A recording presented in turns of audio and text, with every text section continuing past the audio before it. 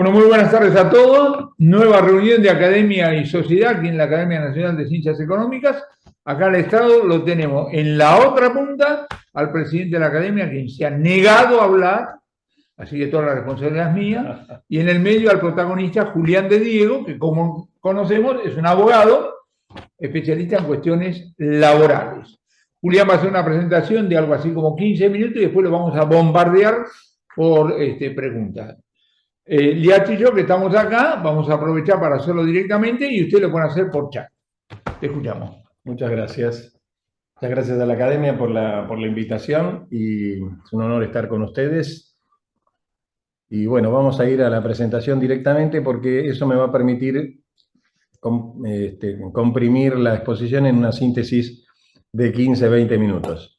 En primer lugar, acá tenemos un slide que muestra en términos generales qué está pasando con el mundo del trabajo, que en realidad son los dos acrónimos que se están utilizando como medio de divulgación para determinar las características de la situación que se está viviendo en todos los planos, no solamente en el plano laboral.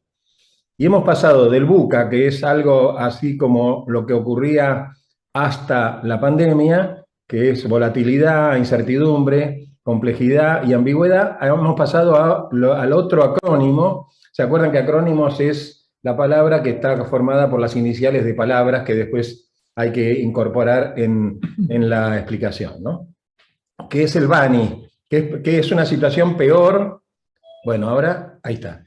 Es el BANI, que es una situación peor que la del VUCA, porque se habla de un esquema, de un modelo donde la sociedad está segmentada y entonces es quebradiza, hay mucha ansiedad, hay una visión de la realidad no lineal y en general los fenómenos que se están produciendo son incomprensibles. Ahora voy a otro que voy a dar solamente algunas pautas, pero la democracia y los países democráticos tienen un montón de causas disruptivas que son las mismas causas disruptivas que están afectando al mundo del trabajo. Muy rápidamente, las que ya conocemos, la globalización económica generada por la pospandemia y el acelerador de las tecnologías exponenciales. Hoy la revolución tecnológica es de tal magnitud que todo lo abarca, ¿no? Para poner un ejemplo breve pero importante, acabo de volver de Madrid, donde tuve una reunión interacadémica y me encontré con varias sorpresas muy contrarias al estilo típico madrileño. Primero, uno no puede entrar a ningún lugar en Madrid si no tiene bajada la aplicación en el celular. Es decir, no puede entrar a un museo, no puede entrar a un restaurante, ni hablar de los restaurantes de comidas rápidas, que además de las marcas tradicionales, están las marcas típicas de madrileñas. Todo funciona a través de la aplicación y nadie quiere saber nada con dinero en efectivo. Es más, hay carteles que dicen billetes de 50 euros no se aceptan y entonces uno dice, ¿cómo? ¿Prefieren que les paguemos con una tarjeta? Bueno, la tarjeta es una antigüedad, porque resulta que en el celular tenés un sensor que te va cargando y descargando de tu cuenta los gastos que vas haciendo, si subís al transporte público, si subís al subterráneo, si entras a un restaurante, si querés tomar una copa, si vas de tapas, como les dicen los españoles, cuando hacen una especie de tentempié previo a la cena. El cambio climático y el calentamiento global y la ecología están jugando un papel fundamental. ¿Por qué? Porque las generaciones jóvenes tienen conciencia ecológica. La conciencia ecológica proviene de muchas causas, no nos vamos a detener en eso, que es imposible hacerlo, pero es muy interesante el fenómeno porque el joven, y me refiero a 18 a 25 años, es capaz de renunciar a la posibilidad de tener un trabajo, a pesar de que el nivel de desempleo, por ejemplo, en España es del 25% en esas edades, contra 13-14% que es el desempleo general, si el trabajo que le dan no tiene sustentabilidad, si no respeta las normas del medio ambiente y la ecología. Hay un nuevo mapa geopolítico en Europa y eso nosotros lo estamos mirando a la distancia, pero resulta que está produciendo efectos dramáticos porque es la guerra de Rusia y la invasión a Ucrania, que además está produciendo una oleada de inmigración ilegal de todos los refugiados que están no solamente en Ucrania, sino en las zonas periféricas. Todas estas personas que se incorporan a los países que reciben los refugiados son mano de obra no registrada, como vulgarmente la decimos nosotros en negro, que le quitan trabajo a los desempleados que son de la nacionalidad del país que corresponde. Por lo tanto, cuando yo me sentaba a tomar un desayuno frente al hotel, las 3 personas que me atendían, ninguna era española. Y alguna de ellas por ahí estaba registrada recientemente. ¿Por qué? Porque la inspección en España funciona bien, y entonces cuando ven un extranjero tratan de que toda la situación desde el punto de vista registral esté coordinada. Hay otro tema que es importantísimo, que es el descontento general de la sociedad por la incapacidad, por la corrupción y por el cumplimiento de las promesas electorales de los candidatos y de los políticos. Lo leí literalmente como está en el cuadro, porque el desconcierto que hay y la crítica que hay a los gobernantes es tremenda, es tremenda. Todas las tapas de los diarios de todos los días, todas las carteleras importantes de los noticieros de televisión, que por supuesto, cuando uno está en un país como España, para ponerse al tanto trata de ver las noticias, todo está ligado a denuncias de corrupción y a el desencuentro fenomenal que hay entre los deseos y necesidades de la población y las decisiones que toman los gobernantes. Un tema muy importante: España ha pasado a ser el último país de Europa en el nivel educativo cuando era uno de los primeros y más reconocidos. Y el vacío lo produjo la pandemia, vacío del cual España y muchos otros países, esto pasa también en Francia, en Italia, ni hablar en Portugal, en Grecia, no se han recuperado. O sea, han dejado ese bache dentro del mundo educativo y no lo han compensado con ningún mecanismo, con lo cual lo que se ha incrementado es la deserción escolar, por ejemplo. Después tenemos, por último, el desacople. A mí me gusta seguir las charlas con una palabra que identifica el resto de la expresión, porque lo que se vive sin ninguna duda es un desacople entre los gobernantes y la gobernanza y las necesidades de la comunidad y de los ciudadanos. El desacople tiene que ver primero con el desaliento y la insatisfacción por las medidas que se toman a nivel de gobierno, pero el otro desacople, que es peor todavía, es que los gobernantes no están a la altura de los cambios tecnológicos que se van produciendo, y entonces el desacople también los desubica frente a la comunidad, que tienen un lenguaje y que tienen un compromiso tecnológico mayor. Bueno, a ver si corro bien, es para arriba, no para abajo. Bueno, la otra palabra mágica, la despapelización. Muy importante este tema. En toda Europa, en todos los países, uno dice desarrollados, en realidad en todo el mercado común europeo y en Gran Bretaña, se ha producido la despapelización total de la administración pública y de las administraciones privadas de las organizaciones, tanto con fines de lucro como sin fines de lucro. Entonces, todo está alojado en la nube, ¿no? ¿Y qué ha pasado? ¿Qué es lo que sustituye la despapelización?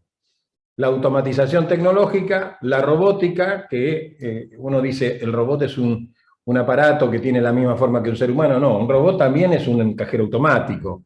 Un robot a veces es un dispenser. El asunto es que antes esta tarea la desarrollaba un ser humano, hoy la reemplaza una máquina. Y bueno, y el mundo de la informática, que vamos a ver, ha creado un montón de mecanismos. El más importante de todos, para fortalecer la despapelización, es que ahora ya los archivos no tienen límite. En otra época teníamos el disco rígido, que el server, que la instalación propia que teníamos. Hoy nos alojamos en la nube y no tenemos límite en el archivo.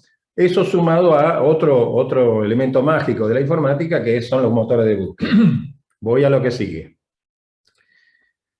La despapelización da origen al teletrabajo, que tiene dos fenómenos que hay que plantear con mucha seriedad: la deslocalización del lugar de trabajo y la descentralización, que le permite hacer a las empresas transformando un nuevo layout de las oficinas. Ahí debajo de la palabra descentralización está el layout de una oficina que antes era un escritorio tradicional y ahora son todos cubículos que cuando llega la persona se sienta, pone su código de acceso y trabaja. No hay lugares reservados ni siquiera para la gerencia ni para la dirección, y ese lugar es se llaman ahora, no se llaman más establecimientos, se llaman lugares de referencia. El teletrabajo, para no agobiar a nadie, porque todos estos temas son muy conocidos, tiene una cobertura fundamental en el home office, con todo aquel que trabaja en su casa. Las empresas le han facilitado mucho el home office a los trabajadores, porque de no proveer ningún equipo y que el trabajador se las arreglaba con los elementos disponibles, hoy las empresas están dispuestas a equipar el lugar de trabajo que elija el trabajador dentro de su domicilio, a darles materiales, a darles inclusive un reintegro de gastos que está previsto en la ley de teletrabajo por la conexión y por los gastos de energía eléctrica.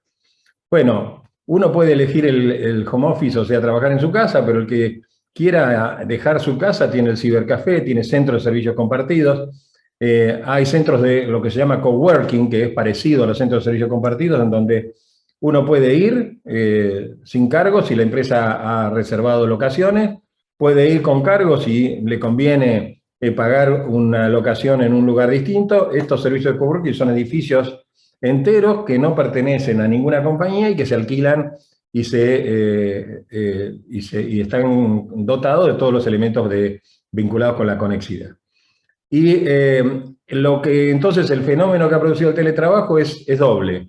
No solamente deslocalizó el trabajo de los establecimientos, del edificio del empleador, sino que además le permitió al empleador descentralizar, con lo cual empleadores que hoy en la Argentina tienen 12, 14.000 empleados, por ejemplo las empresas tecnológicas, han desalquilado edificios enteros. ¿Por qué? Porque el trabajador trabaja desde su casa. Este es otro tema importantísimo, es más importante para los abogados que para la mayoría de la gente, que es la desterritorialización. ¿Por qué? Porque si uno tiene tecnología telemática, o sea, la combinación de comunicación e informática, y tiene conexidad, se puede instalar en La Quiaca, en Río Gallegos, claro, pero también se puede instalar fuera del país. Nosotros tenemos algunos colaboradores que están en Uruguay, algún colaborador que está en Chile, otro en Perú, otro en Bolivia, y todos rinden cuentas al estudio, pero ¿qué está ocurriendo con la desterritorialización? En cada país se usa el principio general del Tratado de Montevideo 1840, que se llama la lex loci. Siempre hay que decir algo en latín, como dice el profesor Juan Carlos de Pablo, para dar la impresión de que uno sabe más. ¿Qué es la lex loci? Es la ley del lugar de ejercicio de la contratación, la ley donde uno realiza el servicio. Y entonces, si yo estoy en Lima prestando un servicio a una organización que tiene su sede en Buenos Aires, la organización de Buenos Aires tiene que respetar el derecho peruano a los fines de la registración de ese trabajador que nos brinda el servicio desde allí. Esto ha creado una debacle dentro de las empresas, porque imagínense, las organizaciones vinculadas con las nuevas tecnologías tienen un despliegue territorial inmenso, y en cada lugar tienen que cumplir con las leyes de cada país. Entonces se está proponiendo la realización de tratados de zonas de influencia y un mecanismo que ya se usa en la Argentina desde hace muchos años, que es el derecho a afectación. Yacyretá, Salto Grande, todos los emprendimientos que tienen más de un país no tienen un sistema jurídico, tienen un sistema jurídico preestablecido. Y entonces resuelven sus problemas con ese sistema jurídico, inclusive con un tribunal ad hoc que se crea para resolver los conflictos en esos lugares. Y entonces se está pensando en algo parecido para el proceso de desterritorialización, que, como es lógico, no tiene fronteras, y la única condición que requieren es herramientas telemáticas y conectividad. Sigo con las últimas los tres slides. El proceso que viene, que ya se está experimentando, es el de la despersonalización del trabajador y del empleador. Es decir, cuando yo contrato a una secretaria, me fijo que la secretaria reúna las condiciones, se llaman también en latín condiciones intuito personae, que son las competencias que tiene que tener la secretaria. Por ejemplo, que sepa hablar inglés, que sepa manejar las herramientas informáticas, etc. Esa función situada en una sola persona y en un contrato que vincula al empleador con un trabajador a través de un acuerdo de voluntades en donde uno presta el servicio y el otro paga la remuneración, empieza a perder, a diluirse en el espacio. Ejemplo, Avatar 2, segunda versión, segunda parte de la película de ciencia ficción, contrató 3.000 especialistas en efectos especiales de todo el mundo. En Argentina había 60, en España 120, me contaban que la mayoría estaban en Estados Unidos y Canadá, pero la verdad es que estaban dispersos en India, había especialistas de Pakistán, de China, había especialistas en Australia, Nueva Zelanda. ¿Qué quiero decir con esto? Cuando se terminó el producto, todo el mundo cobró. Nadie sabe de quién cobró y nadie sabe quién hizo el producto terminado.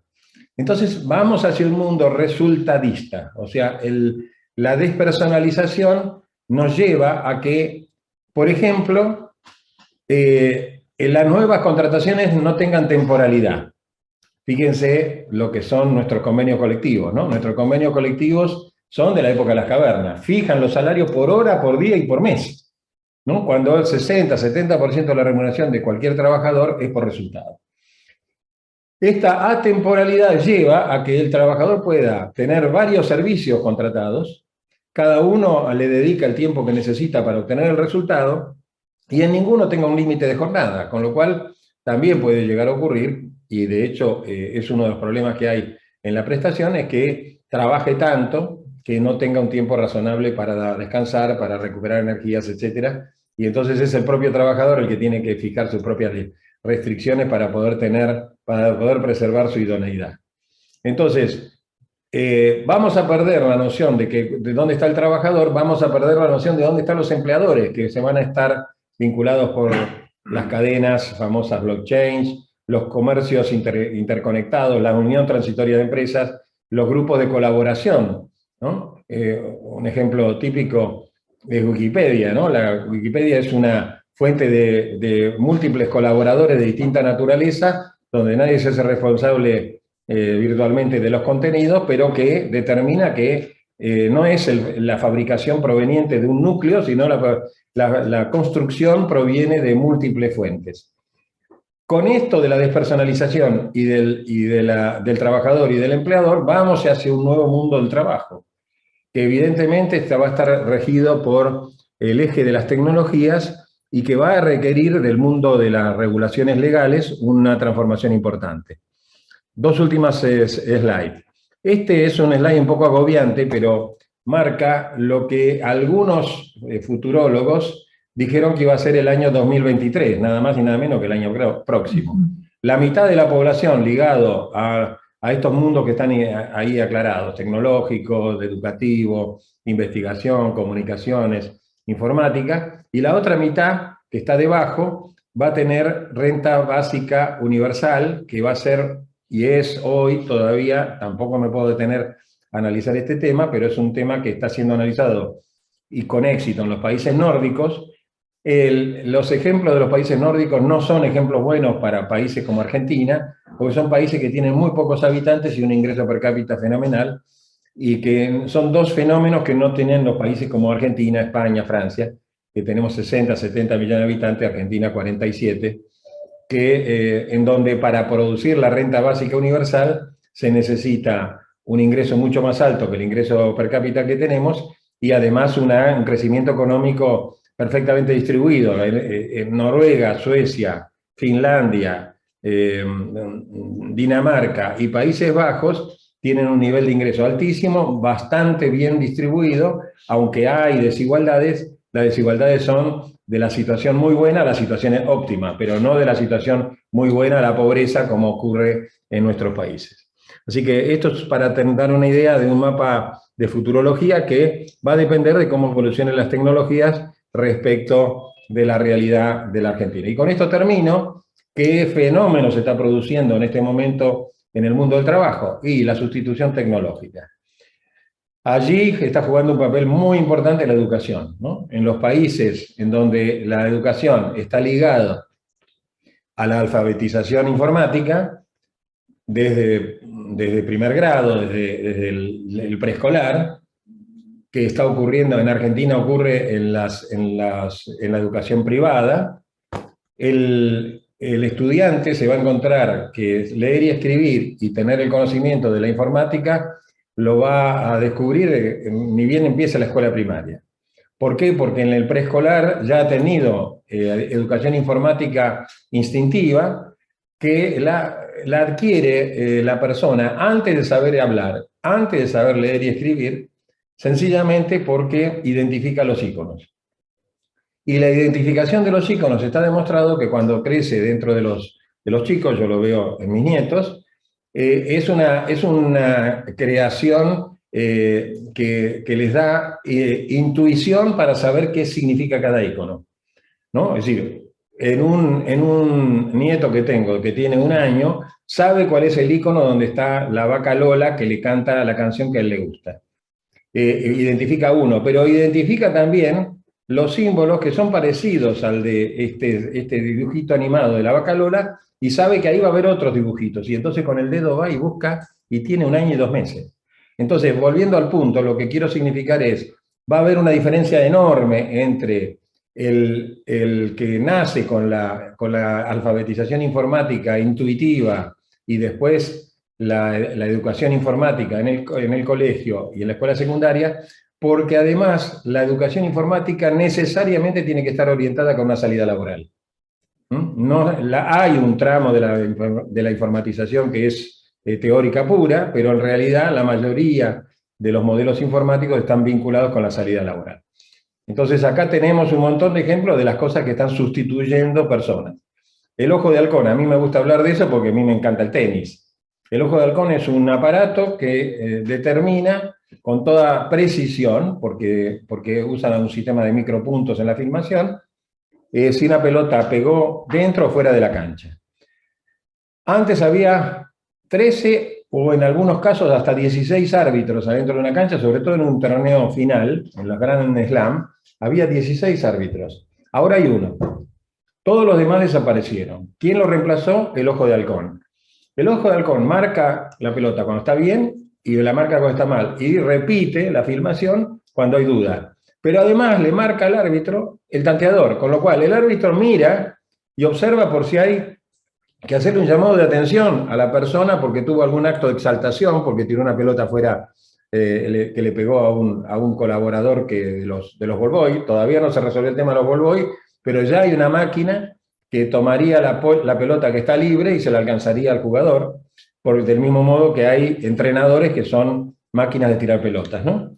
Entonces, imagínense lo que va a pasar cuando esto abarque los demás temas. Qué sé yo, el home office y el home banking ya lo conocemos. En el home banking pasa otra curiosidad. Con esto voy a terminar porque podría poner ejemplos de todos los ítems que están en este gráfico.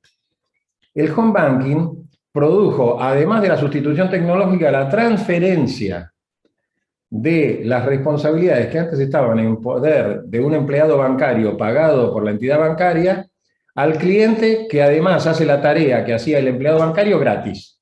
O sea, yo me siento frente a la pantalla del home banking, me guío por la aplicación. ¿Quién está haciendo la tarea que antes hacía un empleado bancario? Yo. ¿Qué retribución cobro? Ninguna. Al contrario, me vuelvo loco para entender bien cómo funciona la aplicación cuando no encuentro lo que quiero hacer, y tengo bastante dificultad para encontrar un ser humano que me guíe. Entonces, la tecnología también, además de reemplazar al trabajador en relación de dependencia y no pagar ese sueldo, la actividad bancaria bajó de casi 200.000 trabajadores a menos de 90.000 en este momento, y sigue bajando, haciendo cada vez más operaciones y más actividad. Ni hablar de delivery, Uber. De acá quisiera hacer un último comentario para terminar y después escuchar las preguntas, las que tenga que hacerme aquí en la mesa o las que quieran hacer los que nos están escuchando. ¿Qué pasa con todos estos mecanismos nuevos originados en las aplicaciones? Ningún país lo quiere reglamentar. ¿Por qué? Porque están, por un lado, los laboralistas que dicen, no, estos son todos empleos en relación de dependencia y están en fraude de la ley, pero todo el mundo sabe que si se los coloca dentro del marco de la legislación laboral, desaparecen. Y están empleando cantidades enormes de gente. En Francia, 2 millones de personas, en Italia, 1.800.000. En España, 1.600.000 trabajadores trabajan en Uber, en Cabify, y hacen el delivery por pedido ya, por Globo, que aquí desapareció, y por Rappi.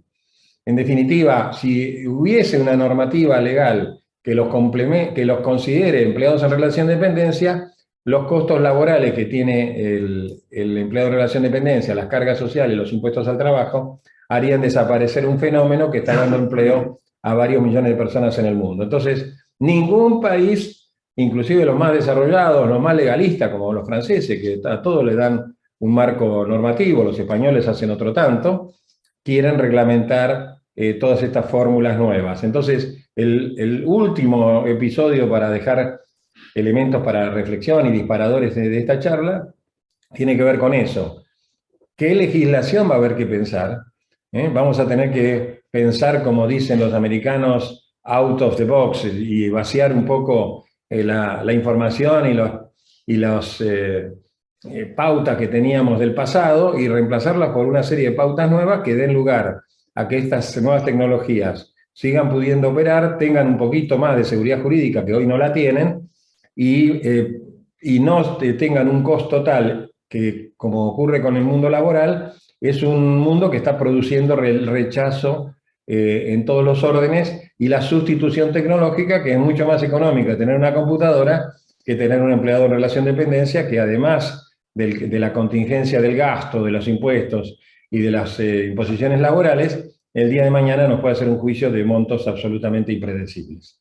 Bueno, con esto, Juan Carlos, he terminado la exposición y estoy a disposición de... Bueno, interesantísimo. Primera cuestión. Vos arrancaste hablando de España, después pregunta. De todo esto que hablaste, ¿cuánto existe hoy en Argentina? Bueno, prácticamente todo. Nosotros con la pandemia se produjo un fenómeno verdaderamente sorprendente, que fue la reacción casi natural de todas las personas, de hablar de home office, de instalarse en su casa, la mayoría con un espíritu de colaboración muy grande, porque muchísimos trabajadores empezaron a trabajar en su casa con su equipo personal, ni siquiera con el equipo provisto por la empresa. En algunos países, como vecinos, empezaron a trasladar los equipos fijos que había en las oficinas. Nosotros también lo empezamos a hacer, después se descubrió que es bastante contradictorio trasladar equipos físicos completos, y entonces se empezó a recurrir a equipos portátiles. Hoy el celular multifunción tiene todas las funciones y se pueden bajar todas las aplicaciones. Casi es un tema de memoria nada más, pero si tiene buena conexión tiene todos los elementos. Y después de la pandemia, o durante la pandemia, se empezaron a crear todos los mecanismos que tienen que ver con el teletrabajo, con el cambio del layout de las compañías. Nosotros teníamos edificios en la calle Diagonal, donde están los tribunales, como el edificio de YPF, que estaba alquilado por una empresa privada y había 3.500 trabajadores, y fue desalquilado durante la pandemia, y los 3.500 trabajadores siguieron trabajando, nada más que desde su casa con su computadora personal. Así que el fenómeno que se vive hoy en el mundo también se vive en la Argentina, con una sola diferencia muy importante.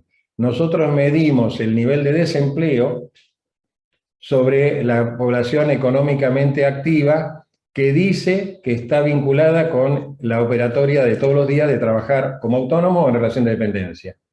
Y estamos no considerando 10 millones de personas que están excluidas del sistema y que están subsidiadas, y no los computamos como desempleados. Entonces, la situación de Argentina es mucho más grave que la de España y la de Europa, porque nosotros no tenemos un índice fidedigno. El ejemplo y la contradicción lo vivimos el fin de semana. El fin de semana apareció una iniciativa del gobierno de la provincia de Buenos Aires, por supuesto siguiendo mandatos de nivel superior, de promover la reducción de la jornada para mejorar el empleo. Y al mismo tiempo el Ministerio de Trabajo de la Nación informa que tenemos el índice de desempleo más bajo de la historia, con 6,7%. Lo que pasa que lo que está pensando la provincia de Buenos Aires es: yo en La Matanza no estoy computando 800.000 personas que están cobrando un subsidio, y que a su vez en esas personas que están cobrando un subsidio, muchas de ellas tienen trabajo. tienen trabajo no registrado. O sea, hoy el nivel de trabajo no registrado en la Argentina, no me equivoco si digo 40%, pero hay muchos que sostienen que es más del 50%. En algunas provincias es el 60 o el 70%, como Chaco, como Formosa, como la provincia de Corrientes, como Entre Ríos. El nivel de trabajo informal es superior a la mitad.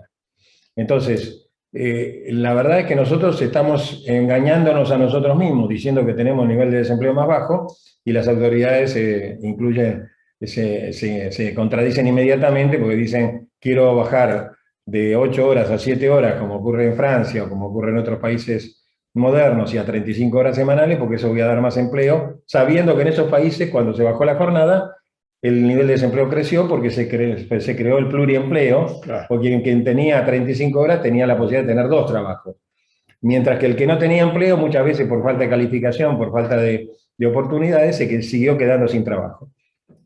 Segunda cuestión. ¿Te puedo hacer una pregunta? Ante todo, felicitaciones porque aprendí mucho de tu charla. O sea, lo digo con sinceridad, no es un cumplido. Respecto de los temores, hay que recordar a los luditas. Los luditas creo que eran los que rompían las máquinas porque tenían miedo que cayera el desempleo, que todo el mundo terminara desempleado, y no fue así. O sea, yo ahí le pondría un matiz de posibilidades. Y la pregunta mía central es referida a la Argentina, si los sindicatos, ¿cómo toman este gran cambio? Si van a cambiar alguno de sus rigideces, o va a haber alguna conversación que antes no se hacía. Hizo 2 preguntas, así que vamos a dividirlas. Primero, el impacto de la tecnología. Yo venía registrando hasta la última cosa que vos dijiste, el delivery, cosas por el estilo. Todo lo demás baja la demanda de trabajo. Entonces es para suicidarse. Tal cual. A menos que... No, tal cual. Sí, es para suicidarse. No, pará. Yo vengo con la historia y te digo que hoy trabaja más gente que hace 50 años, 100 años, 200. Algo hace. Y después vamos al tema de los sindicatos. Habla. Bueno, en primer lugar, desde el libro del fin del trabajo de Rifkin, que todos conocemos, que sostenía que las transformaciones en aquel momento de lo que sería la tercera revolución industrial, la revolución tecnológica, ahora estamos en la cuarta revolución, que es la revolución informática, iba a haber altos niveles de desempleo, y en realidad lo que se vivió fue un proceso de transformación del trabajo. Correcto. O sea, se reemplazó el trabajo antiguo, desapareció el picapedrero, pero apareció el operador de máquinas automáticas, apareció el mecánico especializado, aparecieron los especialistas en electrónica, etc. Entonces, primero, el fenómeno de esta transformación hay que experimentarlo en la realidad. Y puede llegar a ocurrir lo que tú decías, Juan Carlos, de que las nuevas actividades que desarrollen las personas, acomodadas a una cantidad muy importante de situaciones muy particulares que da el mundo de las tecnologías, generen más trabajo que antes. Y pongo un ejemplo. En Estados Unidos hay cátedras en las universidades importantes como Columbia para analizar el fenómeno destructivo del empleo que ha provocado un famoso supermercado. No vamos a hablar de las marcas. Ese famoso supermercado, en el lugar donde se instalaba, terminaba destruyendo un montón de emprendimientos que había alrededor, y entonces se convertía en el centro. ¿Por qué? Porque era el más barato, era el que entregaba las cosas en mejor calidad, con mejores precios. Sin embargo, todo ese fenómeno se revirtió, porque resulta que las cosas que puede hacer un supermercado gigantesco como el que estoy mencionando, son producciones en serie. Entonces el artesano, el panadero que hacía la panificación personalizada, el artesano que hacía la reparación en la casa, en el domicilio, con la sutileza de hacer una dedicación personalizada, etc., empezaron a crear un montón de puestos de trabajo que tienen que ver con adaptarse a las nuevas condiciones del mercado. Entonces, mi primera respuesta es, a los que dicen que la sustitución tecnológica va a terminar generando una oleada gigantesca de desempleo, bueno, veamos primero si todo este proceso de transformación genera suficientes empleos como para reemplazar los empleos que están desapareciendo. Existe un fantasma, que es el de la inteligencia artificial. Todavía no estamos en el marco de la inteligencia artificial. La gente confunde informática con inteligencia artificial. La informática son algoritmos, o sea, es algo creado por el ser humano en donde A más B es igual a C o A más B es igual a A, B, C, D, o sea, a las opciones que genera el algoritmo, pero tienen un resultado en la mayoría de los casos previsible. En cambio, la inteligencia artificial es una emulación de la inteligencia humana, reemplaza el pensamiento humano y lo sustituye creando nuevos pensamientos, nuevas ideas, nuevos proyectos, inclusive ideando nuevas alternativas. Nos está pasando en la justicia. En la justicia hoy uno se puede divorciar por internet. Entra por internet, dice qué buena noticia. Se puede divorciar por internet con un abogado que lo patrocina, otro abogado del otro lado que tiene una tarifa fija y dice, nos hemos puesto de acuerdo, no podemos vivir más juntos, se presentan por internet, el juez no participa nunca. El juez antes tenía que citar a 2 audiencias, tratar de convencer a las personas que se divorciaban de que se volvieran a unir, que esto era lo mejor para la familia, para los hijos, para ellos mismos. Bueno, ahora el juez no participa más. Y en definitiva lo que termina resultando es, no participa ni siquiera el juez que está designado para participar en actos importantes de ese proceso. Y la fotomulta. La multa la detecta una cámara que está guiada por una computadora. La misma computadora hace la foto, imprime la multa, establece el monto y se la manda por correo al interesado, si tiene correo electrónico, al correo electrónico, si no tiene correo electrónico, al domicilio, y lo emplaza para que pague. Y uno generalmente no paga, pero cuando tiene que reactivar el registro, cuando tiene que vender el auto, entra en ese cuello de botella y termina pagando. Ahí hay una estructura administrativa que forma parte de todo el sistema y hay un juez administrativo que tiene a su cargo las multas. Antes, ¿se acuerdan? En lo que era el Mercado del Plata, ahí sobre el 9 de julio, había enormes colas y había todos juzgados y uno hablaba con el juez y el juez por ahí le condonaba una multa, le decía que tenía uno razón porque al doblar a la izquierda el cartel confundía, etc. Ahora ese vínculo no lo tiene con nadie y todo es recaudación y todo lo maneja una computadora que pone la firma del juez administrativo impresa en un logotipo. Entonces, la duda que cabe, por eso este tema es tan importante y la pregunta es tan importante, es en qué medida todas estas cosas que van haciendo desaparecer puestos de trabajo son reemplazados por otras que tienen que ver con la aplicación de las nuevas tecnologías, con la aplicación inclusive de la inteligencia artificial. Segunda pregunta es, ¿qué pasa con los sindicatos? Eso, ¿qué pasa con los convenios colectivos, ese tipo? Bueno, primero, los sindicatos frente a las nuevas tecnologías tienen un nivel de confusión bastante significativo, porque por lo pronto les ha restado poder. O sea, al tener las personas deslocalización y al descentralizar las empresas, los centros de trabajo, el sindicato ya no tiene a los trabajadores todos juntos para hacer una asamblea. Entonces, ¿en dónde se producen los conflictos? Y en una fábrica de neumáticos, porque están todos juntos dentro de la fábrica. Pero no se puede producir en una empresa informática. ¿Qué están haciendo algunos sindicatos para no perder el tren? Porque están perdiendo la comunicación con sus afiliados. Y están creando redes sociales o redes propias, con programas propios, para estar interconectados con todos los trabajadores. Y entonces cuando tienen que hacer una asamblea, la asamblea es virtual. Ya la asamblea no tiene el mismo efecto que antes. Antes la asamblea paralizaba la producción en un lugar, hoy la asamblea es una conexión que hay a una determinada hora, todo el mundo se conecta con el celular y dice, bueno, tenemos que tomar una medida fuerza porque no nos aumentan los sueldos, y bueno, y hay que ver si la gente está dispuesta hoy a poner en riesgo su puesto de trabajo por una vía informática conectándose con el sindicato para resolver sus cuestiones. Entonces, ¿dónde todavía el sindicato tiene presencia?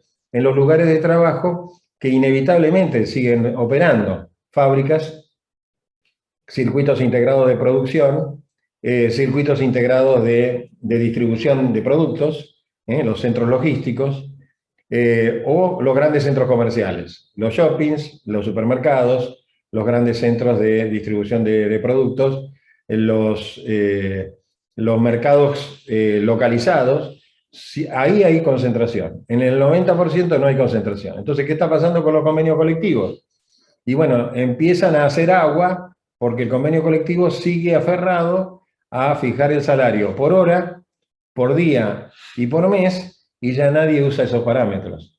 Por supuesto que en una fábrica sigue habiendo horas extras, pero el proceso de fabricación también se está robotizando, ¿no? Nosotros tenemos un ejemplo que yo vivo de forma directa porque es un cliente del estudio, que es una fábrica de motores que está camino a Rosario, que tenía 630 trabajadores. Hoy tiene 30 ingenieros que controlan los robots que están fabricando esos motores y fabrican el doble de motores que antes, ¿no? O sea, por supuesto los motores no tienen delegado gremial, no se enferman, no piden licencia, no tienen vacaciones, perdón, los robots no tienen licencia, no tienen vacaciones, no tienen delegado gremial, no tienen sindicato.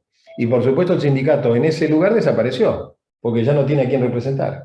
Entonces ese proceso de robotización, mezclado con la inteligencia artificial, puede llegar a producir otros elementos de sustitución tecnológica que va a potenciar las pérdidas de empleo. En algunos países, por efecto de la pandemia, la pérdida de empleo llegó al 50% de los puestos de trabajo y no se recuperó, que es, por ejemplo, el caso de India.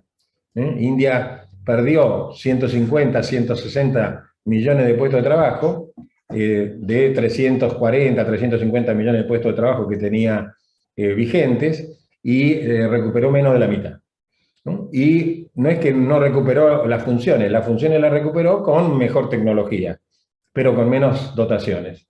Entonces, hoy la duda que cabe es, este proceso de creación de empleos que va a ir cubriendo la sustitución tecnológica de trabajadores, ¿va a ser suficiente para crear las condiciones de trabajo para todo el mundo?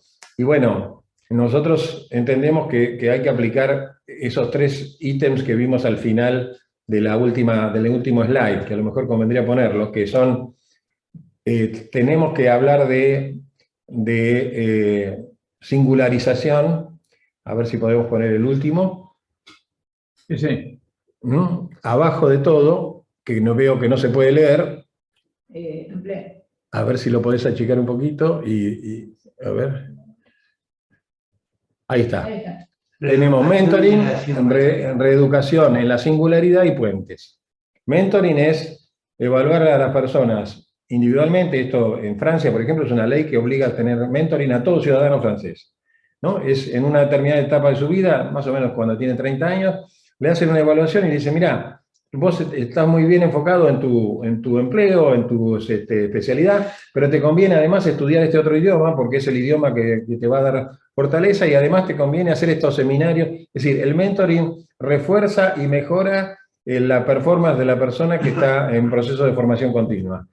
Ese es otro fenómeno, yo no lo puse acá, pero el que tiene que entrenarse, formación continua. Y por último, reeducación en la singularidad, ya no se habla de la identificación intuito-persona, se habla de el tener capacidades singulares, el manejo, por ejemplo, espontáneo de la tecnología.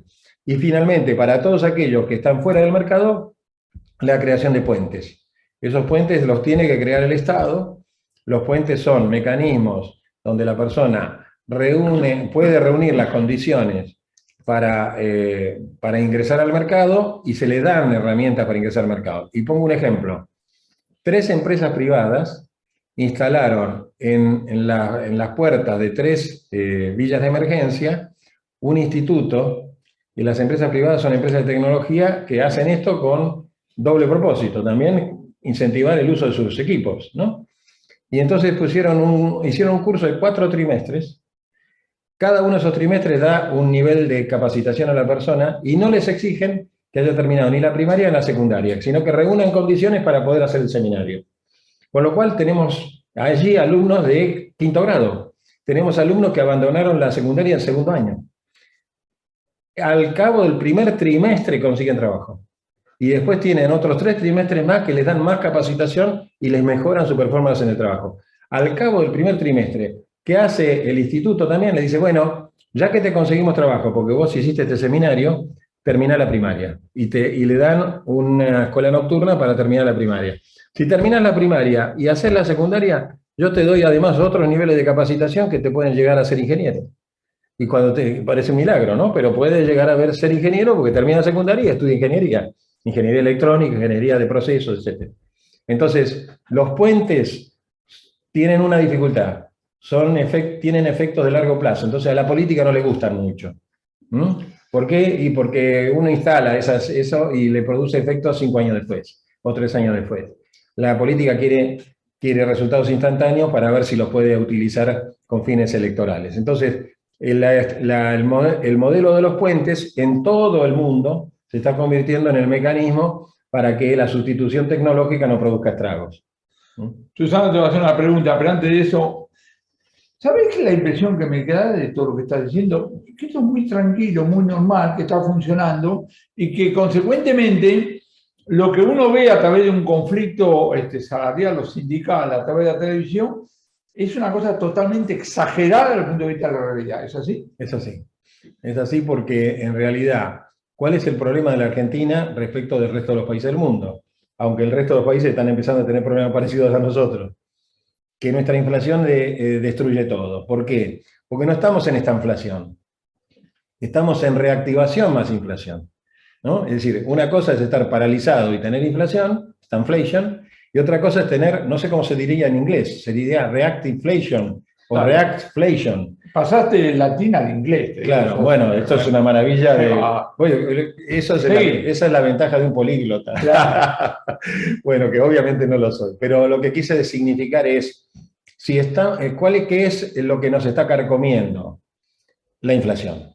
¿Por qué? Fíjense, los salarios en la época el final del gobierno de Cristina Kirchner y el comienzo de Macri, industriales estaban en $1.600, el doble de los salarios en dólares de Brasil y 3 veces el salario de México, que estaba en $420, $500, un salario medio industrial en México. Hoy estamos en $300. O sea, hemos bajado de $1.700, $1.600 a $300. En el mejor de los casos, $400. Es insólito. La media industrial. Por supuesto que hay un sector que tiene ingresos que se mantuvieron, los petroleros que tienen 400, 500 mil pesos de sueldo, la industria farmacéutica que también tiene salarios altos, la informática que es más sofisticada, que también tiene salarios muy altos, pero la media está bajísima en la Argentina. O sea, nuestros salarios en dólares se han caído al piso y entonces, en definitiva, lo que está pasando es que la inflación produjo un estrago adicional, que es la pérdida del valor de compra de las personas a un nivel razonable de subsistencia. Entonces, el mundo que estamos viviendo es un mundo en donde, por un lado, nosotros estamos trabajando, estamos facturando, y por el otro lado nos está destruyendo los impuestos y la inflación. Y nos está destruyendo porque hay organizaciones que están recurriendo a reservas o a apoyo financiero, porque ya, a pesar de que tiene un nivel de actividad bastante razonable, entre los impuestos y la inflación no consiguen llegar al punto de equilibrio. Esto lo estamos viendo nosotros en este momento. Toda la cantidad de empresas que en este último bimestre del año no saben qué es lo que ocurrió, pero los gastos se están superando considerablemente los ingresos, porque los gastos se multiplicaron, se actualizaron o se duplicaron. Basta con ver, por ejemplo, lo que pasó con las obras sociales o las prepagas, ¿no? Que estaban en valor 100 en enero y ahora están en un valor casi del doble. Y por lo tanto, siguiendo la inflación. Pero lo que ocurre es que los ingresos no se mejoraron en la misma proporción, porque tienen control de precios, porque tienen retaseo, porque tienen restricciones en el mercado, etc. Entonces, volviendo al punto, estamos en un mundo complicado si no atacamos con toda firmeza el problema de la inflación, y yo diría, segundo tema muy importante, si no tenemos impuestos que no estén gravando los activos, que no sean totalmente contraproducentes como los impuestos que tenemos, que son catastróficos, ¿no? Porque están gravando activos, ¿no? Los bienes personales, por ejemplo, que es un impuesto absolutamente irracional. Y junto con eso hay otro fenómeno adicional, que es que al no contar con reservas, van a empezar a bloquearse las empresas, porque el componente importado no lo van a poder abastecer. Eso es la queja número 1 que escucho en las conversaciones con empresarios. Exactamente. Susana, ¿qué quería decir? Bueno, estaba el doctor Riach, pero... Vale. Yo quería hacer la pregunta que tenga. Lo que pasa es que es un poco referido a lo que el doctor también explicó anteriormente. Es una suerte de que si no hay educación y ese puente no lo hace Tal cual. realmente y con capacidades, es difícil obtener trabajo. Exactamente. Y es más, nosotros que tenemos una influencia americana en la década del 90 y después tuvimos influencia europea siempre, ¿no? O sea, que tenemos esa mezcla. David Ulrich y los que llamaban gurúes del mundo de los recursos humanos en la década del 90 hablaban de las organizaciones autoaprendientes, del estado de educación y capacitación y entrenamiento permanente. A mí me quedó medio ese esquema y por eso en el mundo del trabajo nosotros hicimos un modelo que funciona exitosamente en la UCA, y de paso el aviso, de que en donde tenemos un posgrado, en donde no le recitamos la ley a los gerentes de recursos humanos para que sepan cómo funciona el derecho, sino que les explicamos cómo está articulado todo el engranaje de los recursos humanos, mezclando todas las disciplinas a través de un mecanismo que pretende ser la invitación a que la capacitación no se detenga nunca. Y todo el mundo dedique todo el tiempo un tramo, un espacio. Nosotros recomendamos dedicar 2 o 3 horas un día, pero hay muchos que dicen, no, yo prefiero a última hora escuchar estas conferencias, hacer esto otro, pero la educación tiene que ser permanente, porque todos los días aparecen novedades, y si uno no está al tanto de esas novedades, queda un poco en la segunda fila. Y si está al tanto de esas novedades, está en el mejor momento de su desarrollo profesional, y con eso puede crecer. Juan. Yo lo que quería agregar a propósito de tu pregunta un poco, es una pregunta al orador y también dar un dato. Corea es el país más robotizado del mundo y en el año 2050 todos los trabajadores van a tener estudios terciarios completos, ¿está claro? Y el desempleo es 4,5–5%. O sea, es un caso digno de estudio, yo creo. Es cierto que tiene a Corea del Norte y hubo una película muy buena al respecto, una serie en Netflix muy buena, de una mujer que vive en Corea del Sur y la agarra, y ella le gusta navegar en globo y viene una tormenta y cae en Corea del Norte, y toda la historia de esa mujer. Pero la pregunta era, me sorprendió que no mencionaras el tema de la ley de contrato de trabajo. ¿Está completamente obsoleta o no molesta tanto? ¿O cómo es la cosa? Bueno, a mí en las conferencias de Derecho del Trabajo no me invitan. ¿No? ¿Por qué? Porque los laboralistas los laboralistas están aferrados a sostener el derecho al trabajo como un derecho que hace a la dignidad de la persona, que hace a los valores, a los derechos humanos del trabajador, y que no hay que cambiar un ápice, y al contrario hay que resistirse a todos los cambios. Entonces, sencillamente no me invitan. Me invitaron por primera vez mientras yo estaba en España, y yo accedí a la conferencia, que por razones de horario la tuve que atender a las 11 de la noche, para decirles que estaban todos confundidos y equivocados. Bueno, el lío que se armó a propósito de que estaban todos equivocados. Entiendo por qué no te invitan. Bueno, y entonces tiene toda la lógica. Ahora, yo me siento verdaderamente honrado porque no me inviten, porque en realidad ese mundo es el mundo que ya no existe. Ajá. Es el mundo de la ley de contrato de trabajo, la legislación laboral en general, tiene más o menos unos 3.000 normas. De esas 3.000 normas, solamente unas 600 están vigentes.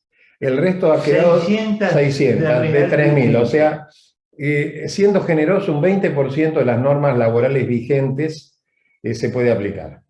Y es más, las que se pueden aplicar, por ejemplo, la indemnización por despido, que es un tema tan remanido, fue modificada de tantas formas por la jurisprudencia que ni siquiera la letra de la ley sirve, porque la jurisprudencia ha dicho cosas completamente distintas a lo que dice la letra de la ley. Entonces, nuestra legislación no necesita una reforma solamente para estar a la altura de las nuevas tecnologías.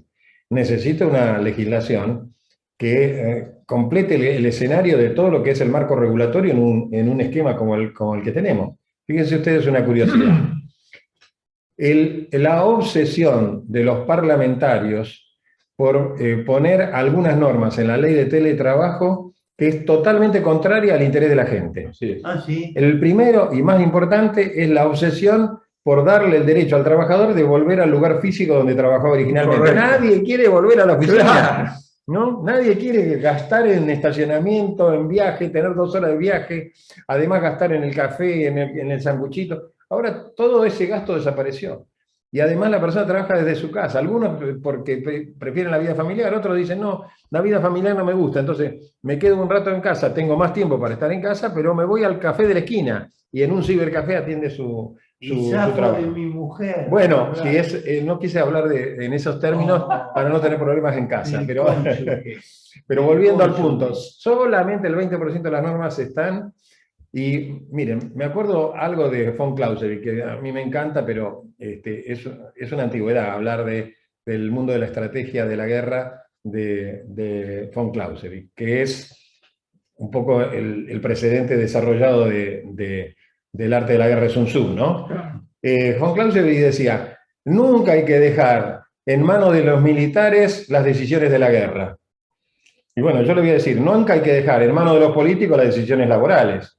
Hay que dejarlo en manos de los especialistas, porque los especialistas tienen que empezar a descubrir que la realidad no se compadece con las normas que tenemos. Entonces tenemos que salir de esta trampa para osos que tenemos, que tiene muchas connotaciones políticas. O sea, el bastión del peronismo está ligado mucho a los temas de las reivindicaciones laborales. Entonces, es un pecado mortal para quien milita en esas filas, reformar la ley de contrato de trabajo en aspectos que se aprobaron en la época de Perón y que no han sido modificados. Y de hecho, dicho sea de paso, se quisieron hacer algunas reformas de retoque de la ley de contrato de trabajo en estos últimos 6 años, ni durante todo el gobierno de Macri, ni durante el gobierno del actual presidente se pudieron hacer esos cambios. Ninguno pudo conseguir quebrar la resistencia de todos los grupos. ¿Votos en el Parlamento o qué? Yo creo que todos encontraron 2 dificultades. Una dificultad son los votos y la otra dificultad es la mala imagen que dejaban por el hecho de promover una reforma laboral. Claro. ¿No? Porque después eso significan votos y entonces uno pierde una elección. Los marcaban como indeseables, digamos. Por eso, entonces, volviendo al punto, objetivamente, ¿cuál es nuestro problema? Nuestro problema es que nuestra legislación no se acomoda a la realidad y la poca legislación moderna que tenemos, porque ojo que la ley de teletrabajo, así todo tuvo una ventaja. Es la primera ley en 50 años que legisló para el futuro. Porque aunque lo legisló mal, aunque lo legisló con cosas que hay que corregir, hizo una legislación para el teletrabajo y para el home office, que es legislación para el futuro. Mientras que las leyes Recalde, y con todo respeto al profesor Recalde, con el cual siempre tengo debates y objeciones, todas las leyes Recalde trataron de revitalizar las normas que durante los gobiernos posteriores a Perón fueron siendo modificadas con el propósito de mejorar la legislación. No fueron con el propósito de denigrar al trabajador, fueron con el propósito de ir actualizando la legislación. Las leyes promovidas por Caro Figueroa en la década del 90, en la época de la gestión Cavallo, fueron leyes que están todavía vigentes y que gracias a esas normas tuvimos normas de emergencia para la pandemia. El famoso 220... ¿De vigencia? No, queda mucho de vigencia de esas normas. Y el 223 bis famoso, que permitió la suspensión con sumas no remunerativas de la gente que estaba afectada por la pandemia y que estaba paralizada, fue creada en la década del 90, y eso, bueno, nadie lo recordó porque era mala palabra, recordar Claro. cosas de los 90, pero la verdad es que la legislación que promovió Caro Figueroa, siguiendo muchos Caro ejemplos, Figueroa. Caro Figueroa, ministro de Claro. Trabajo desde el año 93, y también hubo otro ministro que no se le hace mucha justicia, pero que fue un ministro ejemplar, que estuvo solamente un año, que fue Rodolfo Díaz, Ujú. siguiente, Díaz, siguiente el Chango el Díaz. Chango Díaz, siguiente ministro a Triaca, que aprobó la ley de empleo. En la ley de empleo, en el artículo 25, por primera vez en la historia de Latinoamérica, se habló de la influencia de las nuevas tecnologías en el trabajo. Y en el artículo 25 dice: esta ley tiene un procedimiento especial para la adaptación de las dotaciones a las nuevas tecnologías conforme las normas y reglamentos que se dicten. Y las normas y reglamentos que se dicten se dictaron.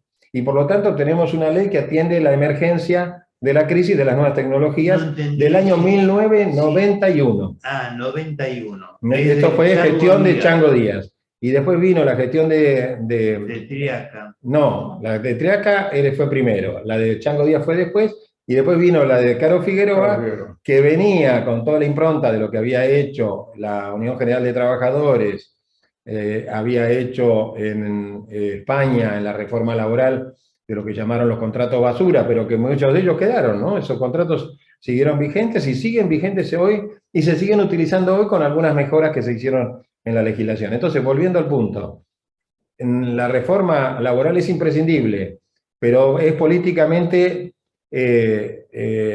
inconveniente para el que la promueve porque no despierta simpatía. Entonces, cuando llega el momento de hacer la reforma, nadie la hace, porque es políticamente inconveniente. Déjame ponerte... Perdón, una aclaración. Cuando yo dije Triaca, pensaba en el hijo, no en el padre. Claro, bueno, el hijo fue un blef, ¿no? Es decir, pusieron a un portador de apellido. No hizo mucho. Nada hizo. Inclusive se le llevaron a Jorge Triaca hijo una cantidad de reformas y directamente él las rechazó porque estaba alineado con los sindicatos que le decían no queremos ninguna reforma. Y durante la época de Macri, que se tenían todas las condiciones para hacer un montón de reformas, eso, ninguna reforma laboral. Y al contrario, se retrocedió. ¿Por qué? Porque el presidente Macri degradó el Ministerio de Trabajo a Secretaría de Trabajo, dándole a la población una idea de que había degradado el trabajo, y eso no era cierto. Pero sin embargo, la decisión tomada de convertir un ministerio, que es una ciudad dedicada a muchas cuestiones como el empleo, la promoción del trabajo, capacitación, desarrollo, los planes especiales para hacer puentes, que están también aprobados en esa época, la degradó a subsecretaría de Trabajo, y entonces el Ministerio de Trabajo casi desaparece.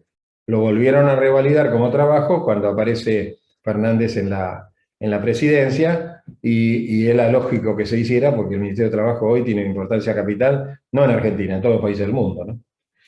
Déjame poner un caso concreto a ver si me ayudas a entender.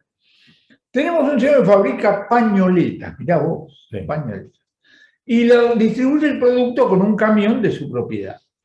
Entonces llega el gremio de camioneros y dice: che, negro, esto lo tenés que afiliar a camioneros. No, van bien. Y mientras empiezan a conversar, por la duda, la gente de Morano le planta un camión que le impide entrar y salir, ¿no? Y eso pueden estar, hay algunos casos, de 50 días, no sé. La pregunta que hace cualquiera es, perdón, a mí me pone un camión enfrente, yo agarro mi celular y llamo a la policía, le digo eso no se hace. ¿Cómo puede ser que el tipo está ahí, se estaciona, hacen partido de fútbol y no sé cuántas cosas más? Bueno, vamos por parte. En todos los derechos del mundo se aceptó en la Constitución Nacional o a través de los tratados internacionales el derecho de huelga. Es una aberración que se haya aceptado, porque es un derecho de rango constitucional que legitima un daño. No legitima una ventaja, no legitima un derecho, legitima un daño, que es el derecho que tiene una organización sindical en paralizar la producción de una empresa con el daño que eso significa, ¿no? Que es no poder producir, no poder facturar, no poder hacer lo que quiera.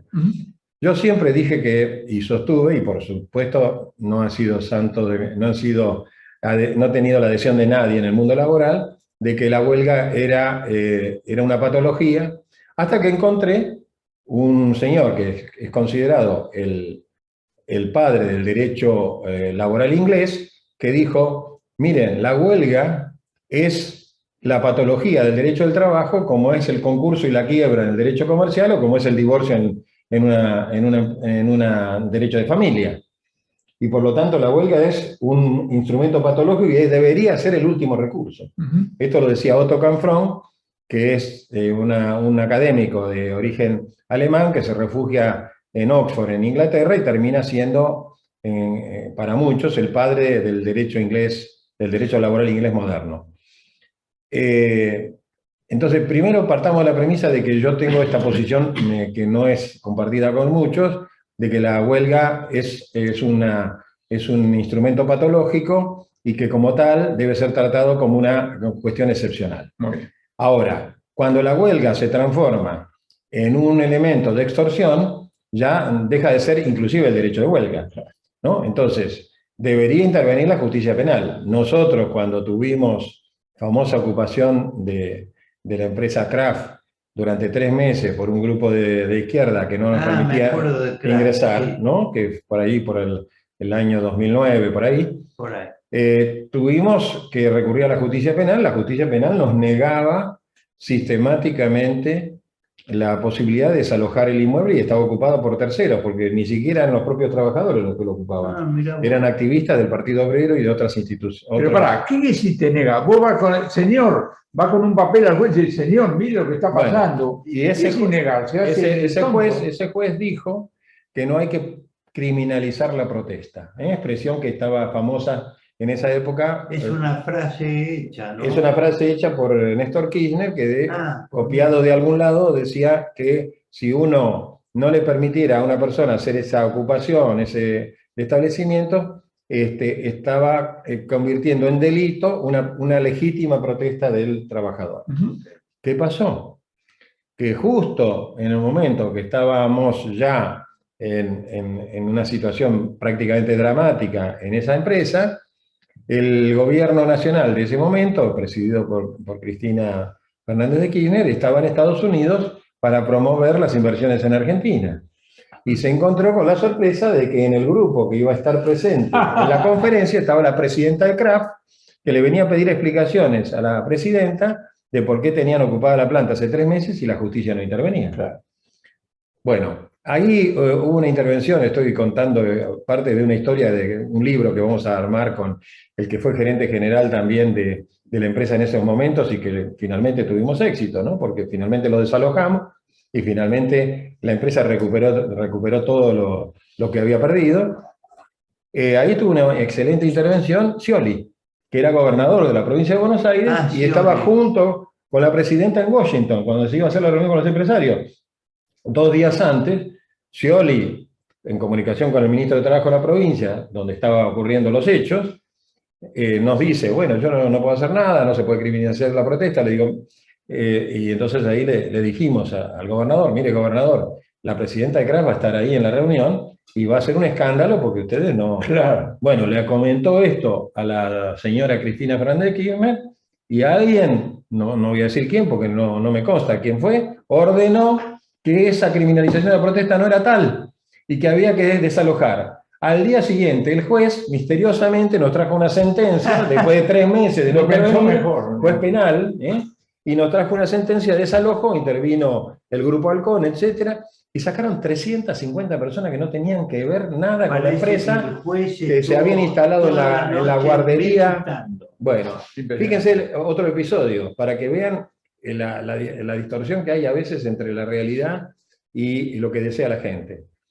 Este desalojo se produjo entre las 9 y las 12 del mediodía de un día viernes.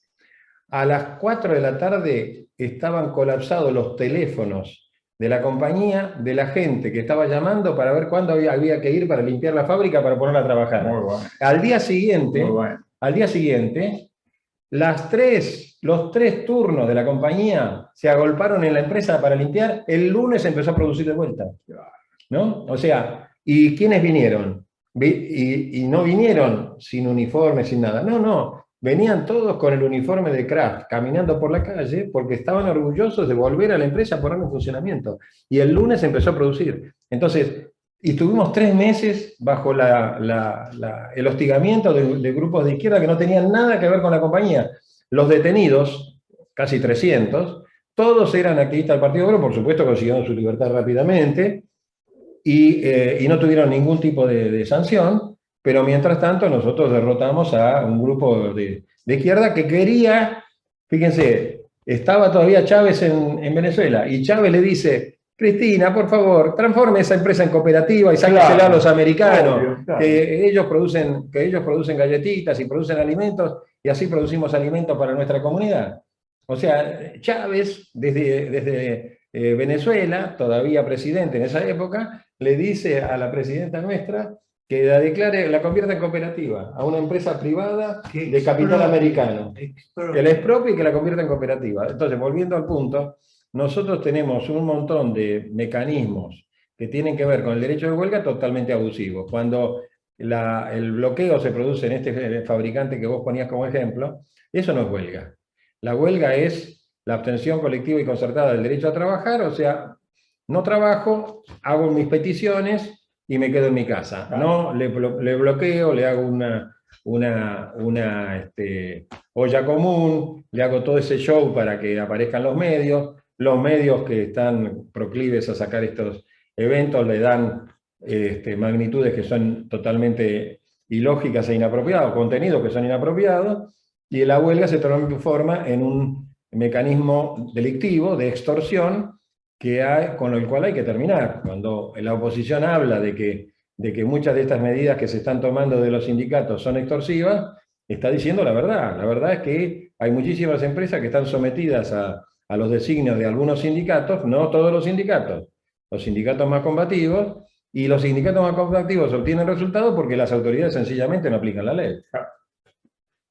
Julián, te agradecemos un montón, hemos aprendido muchísimo.